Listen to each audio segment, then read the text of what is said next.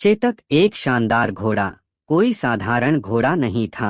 वह शक्तिशाली मुगल सेनाओं के खिलाफ महाराणा प्रताप की कई लड़ाइयों में एक विश्वसनीय साथी और एक महत्वपूर्ण संपत्ति थे। महाराणा प्रताप और चेतक के बीच का बंधन आपसी सम्मान और अटूट वफादारी का था, जो वर्षों की साझा कठिनाई और युद्ध के मैदान पर जीत के माध्यम से बना था। युद्ध में चेतक की वीरता महान थी। वह अपनी गति, चपलता और निडरता के लिए जाने जाते थे। ये गुण अक्सर संघर्ष के महत्वपूर्ण क्षणों के दौरान महाराणा प्रताप की सेना के पक्ष में रुख मोड़ देते थे। सबसे प्रसिद्ध घटनाओं में से एक जिसमें चेतक ने महत्वपूर्ण भूमिका निभाई, वह 1576 में हल्दी घाटी का युद्ध था।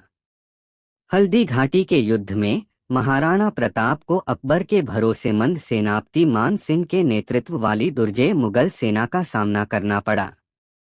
भारी संख्या में होने के बावजूद महाराणा प्रताप और उनकी सेना ने जमकर युद्ध किया, जिसका नेतृत्व चेतक ने किया।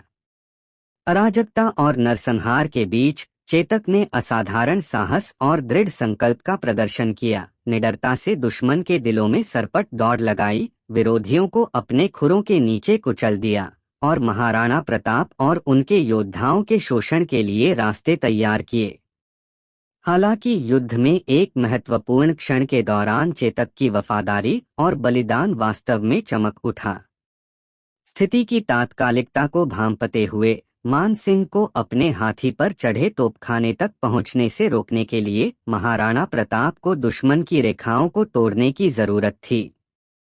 अटल संकल्प के साथ महाराणा प्रताप ने चेतक को आगे बढ़ाया और उससे उनके लक्ष्य के बीच खड़ी खड्ड को पार करने का आग्रह किया।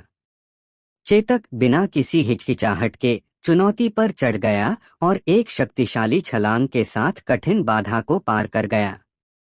हालांकि ऐसा करने पर हाथी के दांत से जुड़े ब्लेड से उसे गंभीर चोट लग गई।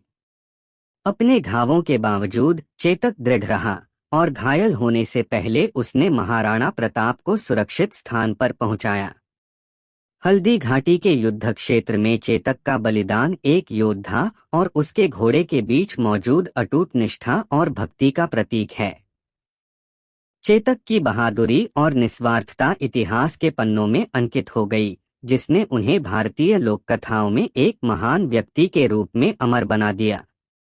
अपने प्रिय साथी को खोने से बहुत दुखी हुए महाराणा प्रताप ने चेतक की मृत्यु के स्थान पर उसके सम्मान में एक स्मारक बनवाकर उसे श्रद्धांजलि अर्पित की।